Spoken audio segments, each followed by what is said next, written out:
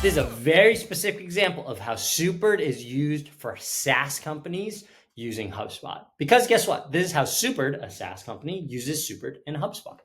Check it out. Okay, first thing, you see this here. This is a process rule in Supered.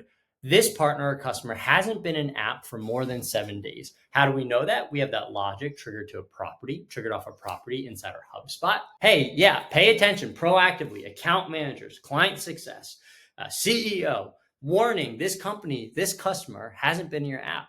Use that as a proxy for their health. Maybe you proactively reach out.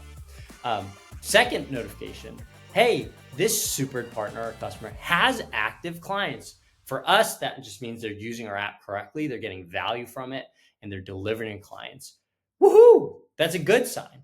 All right. So here we have we have data points or stakes in the roadmap that can say very quickly, if I'm in sales, I'm customer success or whatever, hey, these are indicators of health or non-health that are front and center for me as I go about my daily work. This is how Supered uses Supered. This is how Supered can be used for SaaS.